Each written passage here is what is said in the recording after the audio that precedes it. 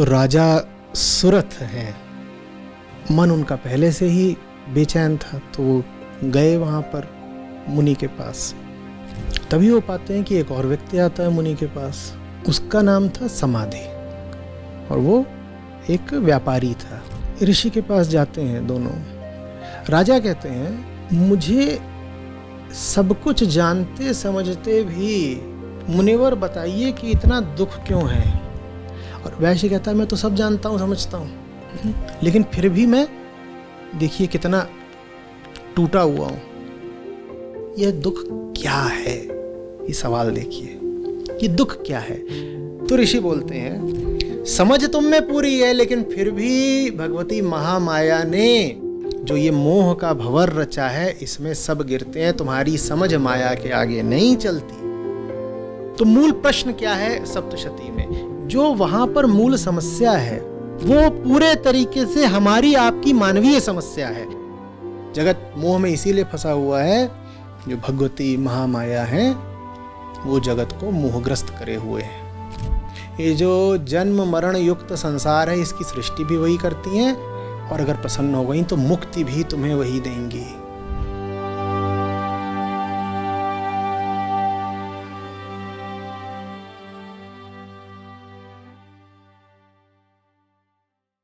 तो मूल प्रश्न क्या है सप्तशती में?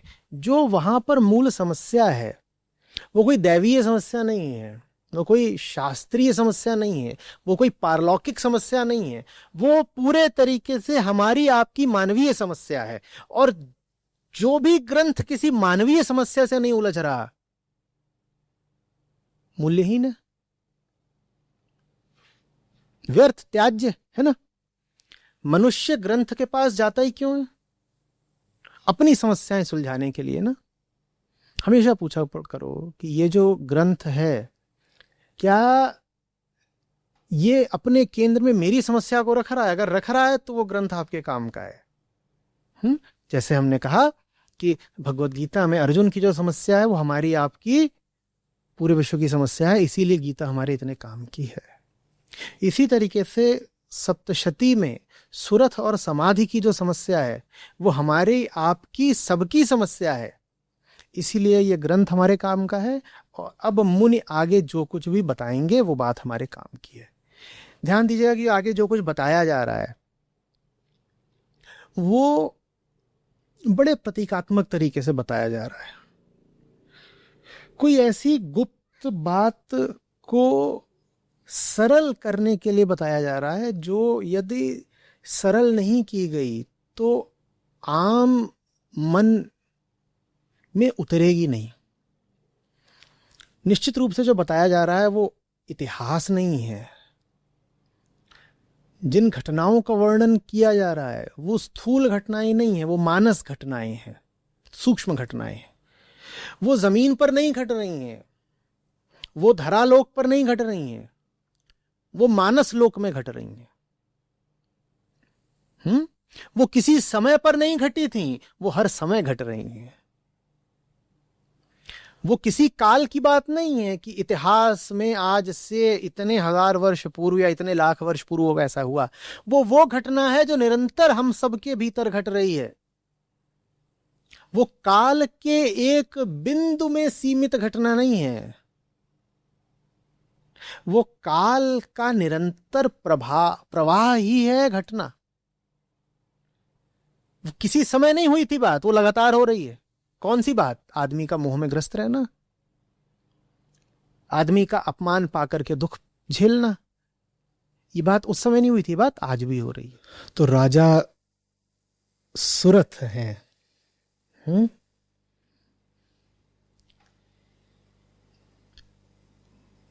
बड़े न्यायप्रिय राजा थे और उनकी जो दंड नीति है सप्तशती कहती है कि बड़ी प्रबल थी।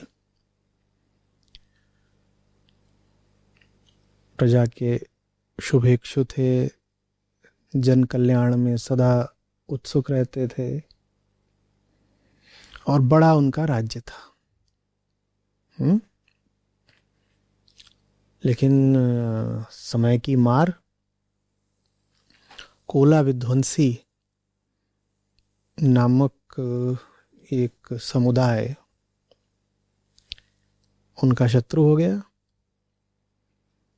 और इन शत्रुओं ने कम संख्या होते हुए भी राजा सुरथ को युद्ध में हरा दिया, उनके राज्य का बड़ा हिस्सा छीन लिया उनसे। तो राजा सुरथ वापस अपनी राजधानी में आ गए। जब राजधानी में आते हैं वापस, तो वहाँ क्या पाते हैं कि उनको अब दुर्बल जान करके उनके ही मंत्रियों इत्यादि ने उनके विरुद्ध षड्यंत्र कर रखे हैं।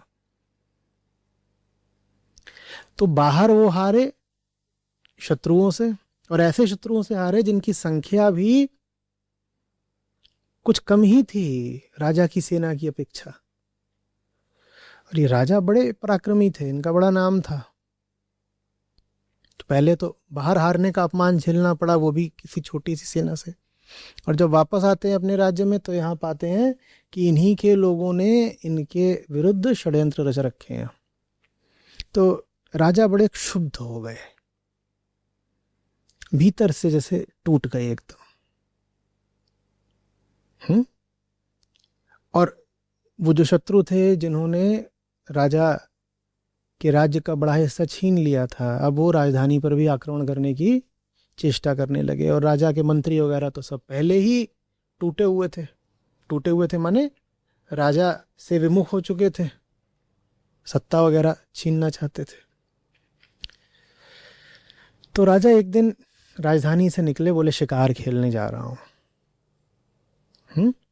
और भीतर से बड़े विरक्त हो गए थे, अन्यमनस्क हो गए थे।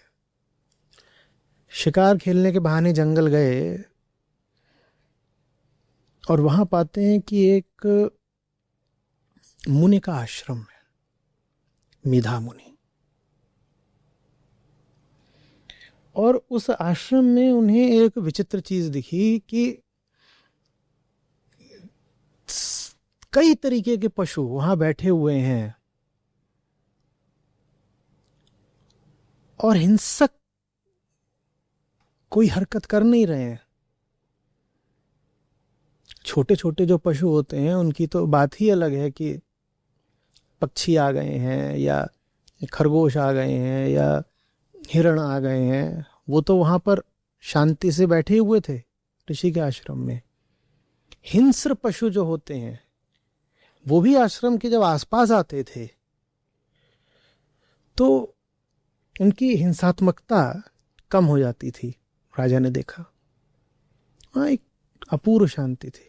तो ऐसा नहीं है कि वहां आश्रम में अगर गाय है या हिरण है या खरगोश है तो बाहर के पशु आ करके उन पर आक्रमण कर रहे हो। बाहर के पशु आए भी हैं तो वो अपना कुछ खरगोशों वगैरह को कुछ कह नहीं रहे हैं, अपना बस।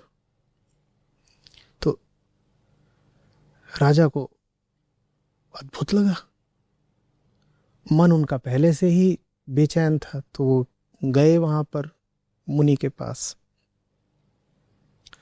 और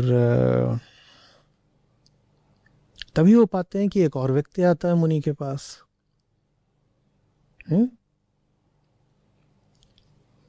उसका नाम था समाधि और वो एक व्यापारी था, वैश्य था।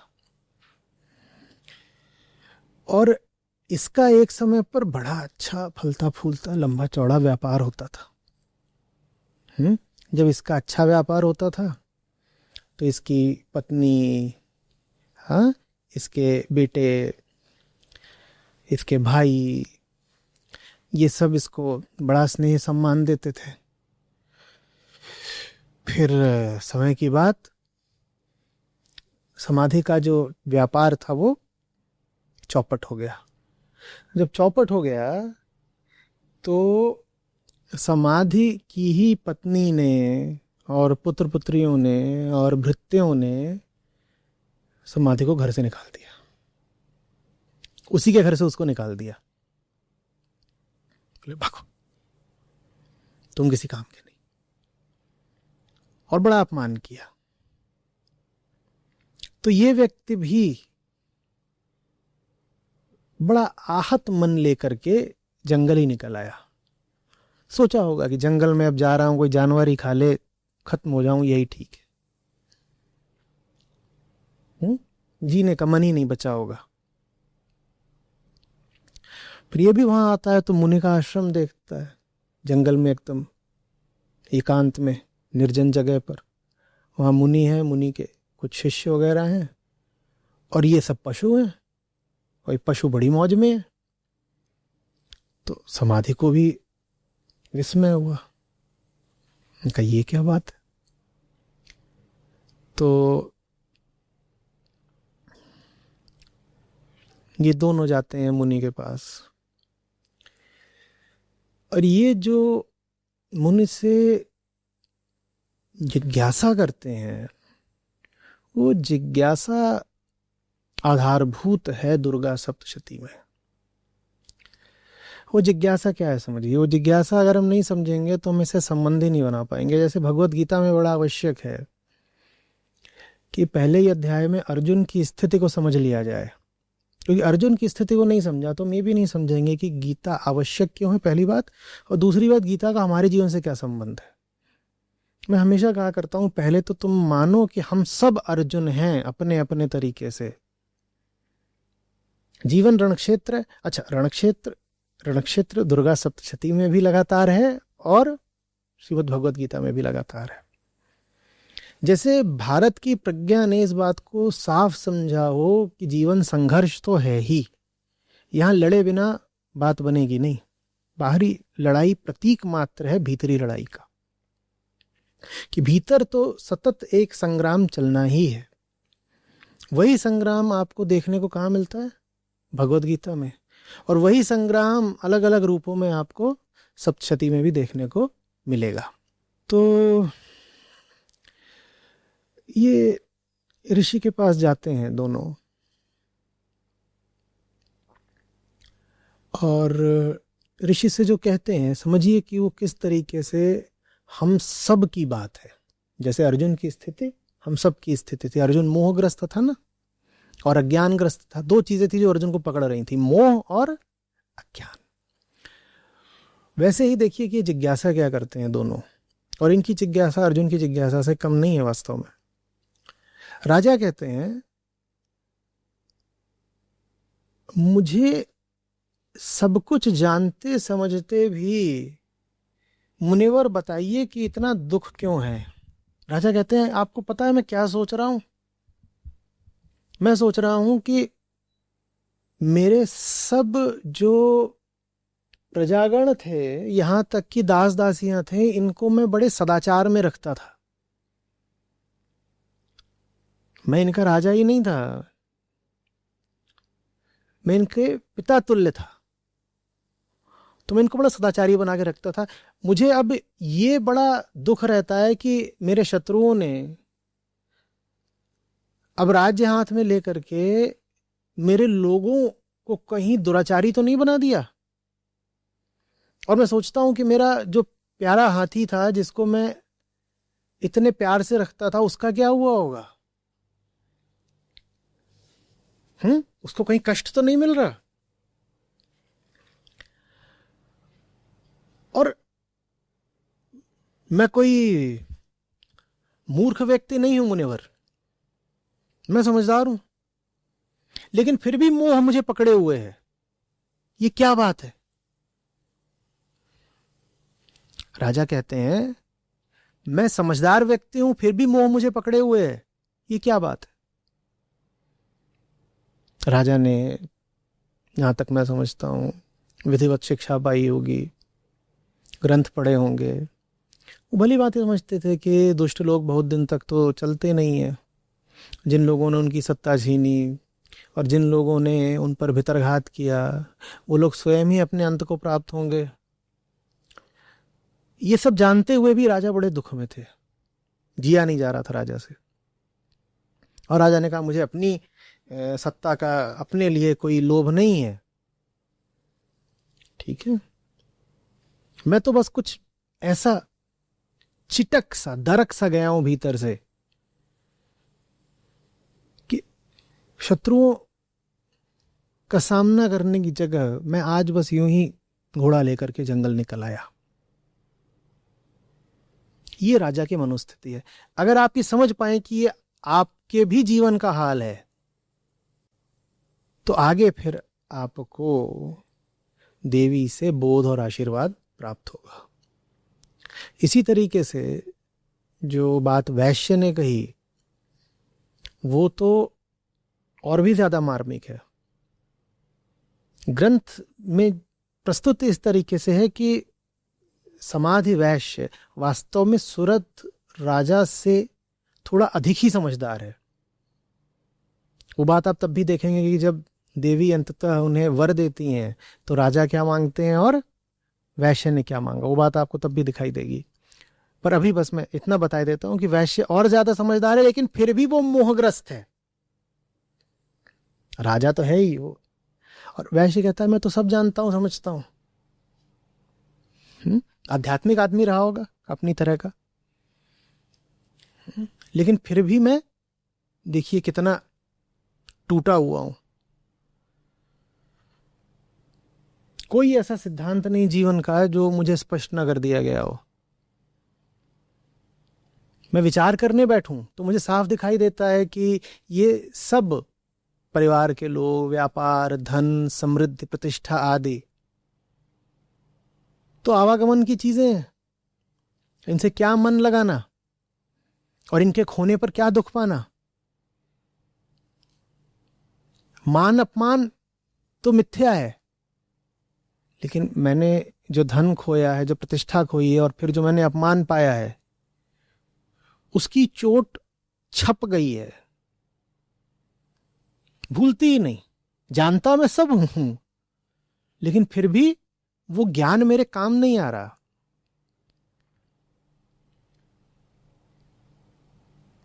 ऋषि का जो उत्तर है उसका आरंभ ही ऐसा है कि जो समझ ले वो तर जाए। ऋषि कहते हैं हाँ समझदार तो हो तुम दोनों, पर समझदार तो मेरे आश्रम के ये सब पशु पक्षी भी हैं। तुम उतने ही समझदार हो जितनी समझदारी पशुओं में होती है। बड़ी गहरी बात है ये। ऋषि कहते हैं समझदार तो तुम हो, पर तुम्हारी सारी समझदारी पशुओं की समझदारी है। मतलब समझ रहे हो?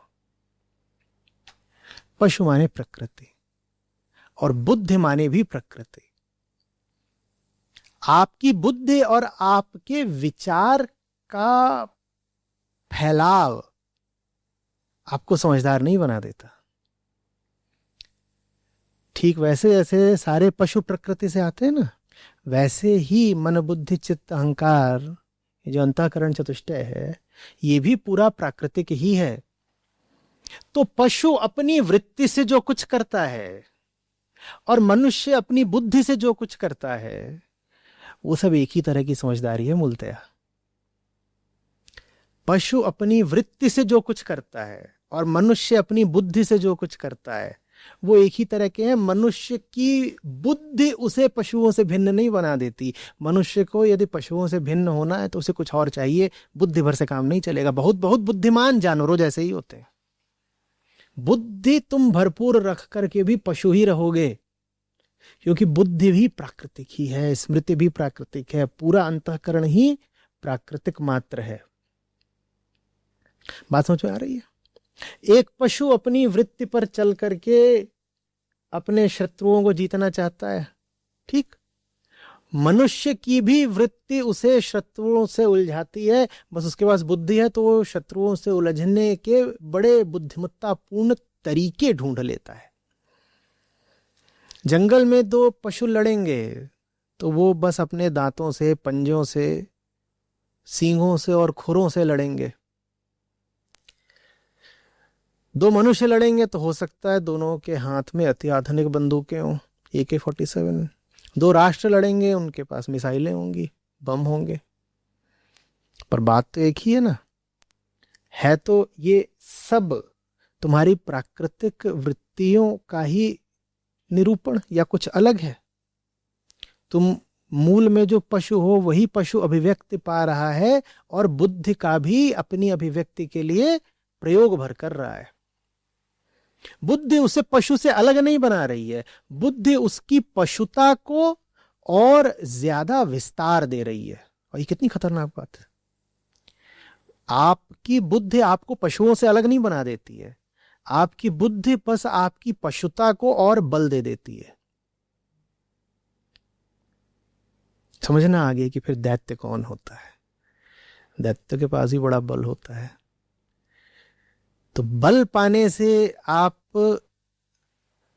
देवता छोड़िए मनुष्य भी नहीं हो जाते, बल तो दैत्यों के पास भी होता है। मनुष्य आपको कुछ और है जो बनाता है, वो क्या है वो हम समझेंगे। मैं जो श्लोकों का अनुवाद ही है इस स्थान पर उसको आपके लिए पढ़ देना चाहता हूं। बड़ा रोचक है। सुरथ और वह समाधि नामक वैश्य दोनों साथ साथ मेधा मुनि की सेवा में उपस्थित हुए और उनके साथ यथा योग्य न्यायानुकूल विनयपूर्ण बर्ताव करके बैठे।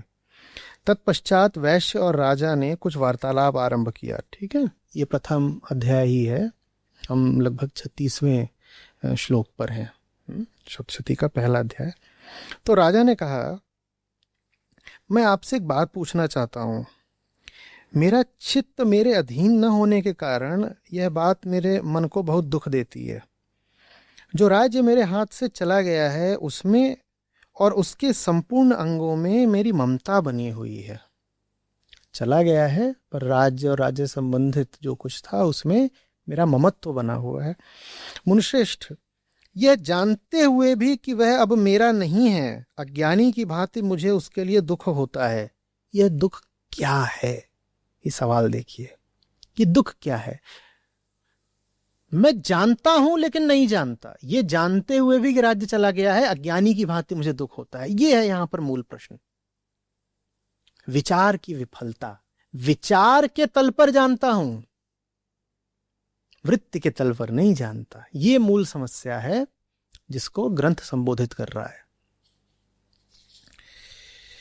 इधर यह वैश्य भी घर से अपमानित होकर आया है। राजा कह रहे हैं, इधर यह वैश्य बैठा हुआ है, यह भी घर से अपमानित होकर आया है। इसके पुत्र स्त्री और भृत्यों ने इसे छोड़ दिया है, स्वजनों ने भी इसका परित्याग कर दिया है, तो भी यह उनके प्रति अत्यंत हार्दिक स्नेह रखता है। उन्होंने इसको छोड़ दिया है और ये उनकी याद में और चिंता में व्याकुल है अभी भी।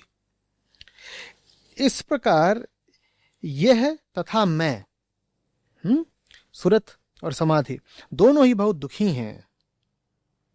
और अब जो आके आएगा ध्यान दीजिएगा, जिसमें प्रत्यक्ष साफ साफ दोष देखा गया है उस विषय के लिए भी हमारे मन में ममता जनित आकर्षण पैदा हो रहा है। ये बात नहीं समझ में आ रही, ये केंद्रीय प्रश्न है, समझे। हम जानते हैं कि उस विषय में दोष है, मेरी स्त्री, मेरे पुत्र ये गलत लोग हैं, इन्होंने मुझे घर से निकाल दिया सिर्फ इसलिए कि मेरा व्यापार ठप हो गया था, लेकिन फिर भी मेरे दिल से उनकी ललक जाती नहीं, मेरे मन से उनका स्नेह और आकर्षण मिटता नहीं। ये प्रश्न है कि ऐसा क्या? ज्ञान अपर्याप्त सिद्ध हो रहा है। ये क्या हो रहा है? ज्ञान अपर्याप्त सिद्ध हो रहा है। फिर ऋषि को संबोधित करके कहते हैं, महाभाग हम दोनों समझदार हैं, लेकिन दोनों को अभी तक ये भ्रांति बनी हुई है कि दोनों समझदार हैं। तो ऋषि से कहते हैं, महाभाग हे विप्रवर, हम दोनों समझदार हैं, तो भी हम में जो मोह पैदा हुआ है वह क्या है? हम समझदार तो इतने हैं लेकिन फिर भी मोह नहीं छूट रहा। विवेक शून्य पुरुष की भांति मुझ में और इसमें भी यह मूढ़ता प्रत्यक्ष दिखाई देती है। मूढ़ता तो दोनों को प्रत्यक्ष दिखाई देती है, लेकिन फिर भी लगे हुए हैं अपने आप को समझदार बोलने में। और यही उनके सामने बड़ी विडंबना है कि ये हो कैसे रहा है। हम समझदार हैं लेकिन फिर भी हम में इतना मोह, इतनी ममता क्यों, जैसे अविवेक क्यों? तो ऋषि बोलते हैं, देखिए, विषय मार्ग का ज्ञान सब जीवों को है। विषयों में आसक्ति सब जीवों को है, आप अकेले नहीं हैं। इसी प्रकार विषय भी सबके लिए अलग अलग हैं। बस विषय सबके अलग अलग होते हैं। जैसे कि कुछ प्राणी दिन में नहीं देखते, दूसरे रात में नहीं देखते, कुछ के विषय दिन के होते हैं, कुछ के विषय रात के होते हैं, तथा कुछ जीव ऐसे हैं जो दिन रात में बराबर ही देखते हैं, कुछ ऐसे होते हैं दिन में भी देखते हैं रात में। जब विषयों का अंतर है, माने किन विषयों का? जिनसे तुम्हारी आसक्ति होती है, जिनसे तुम संबंध, ममता, स्नेह वगैरह बना लेते हो। यह ठीक है कि मनुष्य समझदार होते हैं, राजा का मन रखने के लिए ऐसा कह दिया, लेकिन आगे क्या कहा है वो समझ लो। यह ठीक है कि मनुष्य समझदार होते हैं, इसको ऐसे पढ़ो, यह ठीक है कि मनुष्य अपने आप को समझदार मानते हैं, लेकिन केवल मनुष्य ही समझदार नहीं होते। वो ये नहीं कह रहे, अगर साफ साफ कहते मुनि तो कह देते कि तुम समझदार नहीं हो, पर राजा है सामने तो कह रहे हैं ठीक है तुम समझदार हो, लेकिन तुम अकेले समझदार नहीं हो, और भी हैं समझदार। कौन है समझदार? अब सुनो, ये मुनि का विशेष तरीका है कहने का। यह ठीक है कि मनुष्य समझदार होते हैं, किंतु केवल वे ही समझदार नहीं होते, पशु पक्षी और मृग आदि सभी प्राणी समझदार होते हैं। वो कह रहे हैं राजा से कि बेटा अगर तुम समझदार हो ना, तो मेरा एक घोड़ा भी समझदार है, इतनी ही समझ है तुम में। अगर तुम समझदार हो, तो ये जो यहाँ ये गाय चर रही है और ये खरगोश घूम रहा है, ये भी समझदार है। तुम्हारी समझदारी का स्तर इतना ही है। सीधे सीधे राजा को ये नहीं कहा, शालीनता की बात है कि तुम नासमझ हो या अविवेकी हो, क्योंकि राजा को ये बात समझ में आनी होती तो स्वयं ही आ गई होती, पर राजा तो कह रहे हैं हम तो विवेकपूर्ण होते हुए भी मोहग्रस्त हैं। तो राजा से कहा तुम समझदार हो और मेरी बिल्ली भी समझदार है, अब तुम खुद समझ लो कि तुम कितने समझदार हो। पशु पक्षी और मृग आदि सभी प्राणी समझदार होते हैं, मनुष्यों की समझ भी वैसी ही होती है जैसी उन मृग और पक्षियों की होती है। बिल्कुल खुलासा कर दिया, तुम्हारी समझ है तो, लेकिन वैसी ही जैसी मृग की होती है, पक्षियों की होती है। तथा जैसी मनुष्यों की समझ होती है वैसी ही उन मृग पक्षियों आदि की होती है। मृग पक्षी की जैसी समझ है वैसी तुम्हारी है, और तुम्हारी जैसी वैसे ही मृग और पक्षी की है। ये बात तथा अन्य बातें भी प्रायः दोनों में समान ही हैं। मनुष्यों में और पशु पक्षियों में ये बात भी समान है और बाकी सब बातें भी समान है। तुम पशुओं से ज्यादा अलग हो नहीं अभी। समझ होने पर भी इन पक्षियों को तो देखो ना, ये स्वयं भूख से पीड़ित होते हुए भी मोहवश बच्चों की चोंच में कितने चाव से अन्न के दाने डाल रहे हैं। वहां पक्षी रहे होंगे तब तरह तरह के, तुम कल्पना कर सकते हो कि भोर का या सांझ का समय है और पक्षी ला ला करके अपने बच्चों को दाना खिला रहे हैं, या मुर्गा है वहां पे, मुर्गी है ऋषि का आश्रम, वो घूम रहे हैं वहां पे पास ही, और ऋषि उसकी और ऐसे संकेत करके कह रहे हैं देखो ये मुर्गी खुद भूखी है और ये 8-10 पीछे पीछे चूजे हैं, उनको खाना खिला रही है। तुम अकेले हो जो मोहग्रस्त हो। मादा हिरण है, उसका देखो अपने शावक से क्या संबंध है। वो गाय है, देखो उसका अपने छौने से क्या संबंध है। उस मुर्गी का अपने चूजों से, मादा खरगोश का भी छोटे छोटे खरगोशों से, देखो इनका संबंध देखो। तुम इनसे अलग कैसे हो? तुम्हें ममता है, इन्हें भी तो ममता है।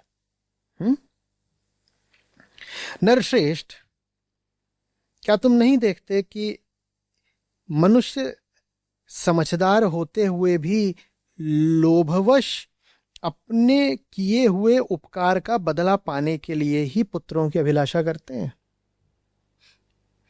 तुम कह रहे तुम्हें अपने पुत्रों से ममता है, क्या तुम्हें नहीं पता कि तुम पुत्रों की अभिलाषा करते ही इसीलिए हो ताकि तुम पुत्रों पर उपकार करो और बाद में तुम्हें उस उपकार का फल मिले पुत्रों से।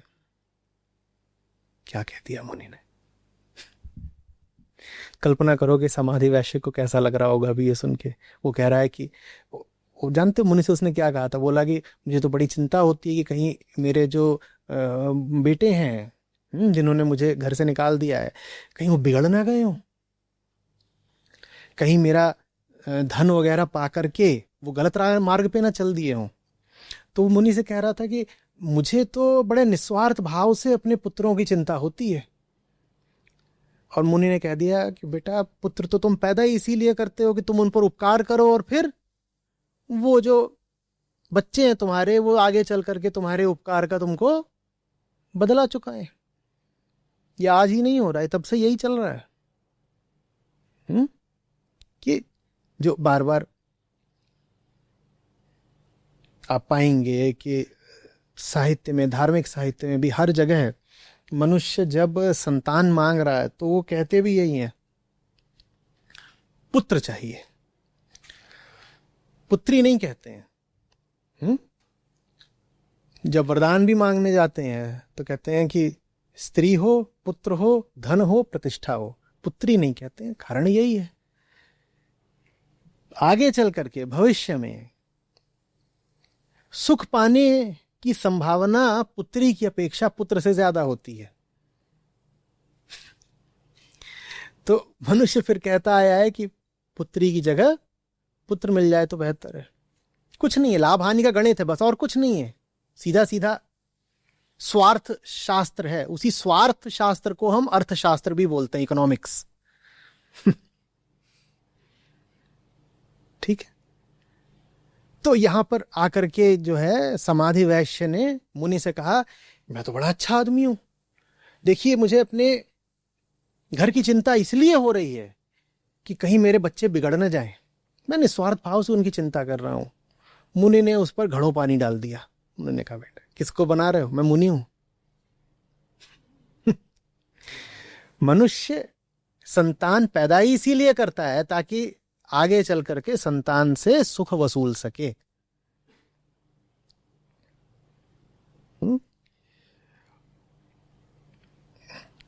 क्या तुम नहीं देखते कि मनुष्य समझदार होते हुए भी लोभवश अपने किए हुए उपकार का बदला पाने के लिए पुत्रों की अभिलाषा करते हैं? जैसे तुम कहते हो तुम में समझ की कमी नहीं है, वैसे ही यद्यपि उन सब में समझ की कमी नहीं है, व्यंग है मुनि का, यद्यपि उन सब में समझ की कमी नहीं है, तथापि वे संसार की स्थिति माने जन्म मरण की परंपरा बनाए रखने वाले भगवती महामाया के प्रभाव द्वारा ममतामय भंवर से युक्त मोह के गहरे गर्त में गिराए जाते हैं। महामाया आ गई, भगवती देवी आ गई। समझ तुम में पूरी है, लेकिन फिर भी भगवती महामाया ने जो ये मोह का भंवर रचा है, इसमें सब गिरते हैं। तुम्हारी समझ माया के आगे नहीं चलती। तो इस तरीके से जो आधारभूत ढांचा है वो ग्रंथ का रखा जा रहा है कि एक क्षत्रिय और एक वैश्य, क्षत्रिय ने क्या खोया, राज्य खोया, वैश्य ने क्या खोया, धन खोया, और दोनों कुछ खो करके बड़े क्षुब्ध मन के साथ मुनि के सामने आ रहे हैं और कह रहे हैं कि हम बहुत समझदार लोग हैं, ऊंचे लोग हैं, हमने ये हासिल किया, वो किया, ऐसा वैसा, और हमने अब खो दिया है, बड़े विवेकी हैं हम, लेकिन फिर भी जो खोया है उसके लिए बड़ी ममता है। तो ऋषि कह रहे हैं ममता इसलिए है क्योंकि वो ममता महामाया तुम्हारे भीतर संचारित करती है। उस महामाया के आगे तुम्हारा विवेक, विचार और बुद्धि कुछ नहीं है, पशुओं जैसे हैं। दोहरा रहा हूं, यद्यपि मनुष्य में समझ की कमी नहीं है, तथापि वे भगवती महामाया के प्रभाव द्वारा ममतामय भंवर से युक्त मोह के गहरे गर्त में गिराए जाते हैं। तो कहां से आया तुम में मोह? वो भगवती महामाया ने भेजा, इसलिए आया। इसमें कोई आश्चर्य नहीं करना चाहिए। जगदीश्वर भगवान विष्णु की योग निद्रा रूपा जो भगवती महामाया है, उन्हीं के कारण जगत मोहित हो रहा है। जगत मोह में इसीलिए फंसा हुआ है क्योंकि विष्णु की योग निद्रा स्वरूप जो भगवती महामाया है वो जगत को मोहग्रस्त करे हुए हैं। वे भगवती महामाया ज्ञानियों के भी चित्त को बलपूर्वक खींच करके मोह में डाल देती हैं। अरे तुम होगे बड़े ज्ञानी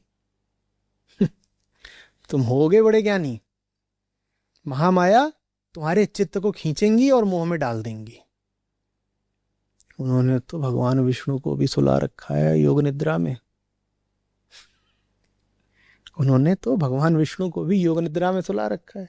तुम क्या चीज हो? भगवती महामाया ही संपूर्ण चराचर जगत की सृष्टि करती हैं तथा वे ही प्रसन्न होने पर मनुष्यों को मुक्ति देती हैं। ये जो जन्म मरण युक्त संसार है, इसकी सृष्टि भी वही करती हैं, और अगर प्रसन्न हो गई तो मुक्ति भी तुम्हें वही देंगी।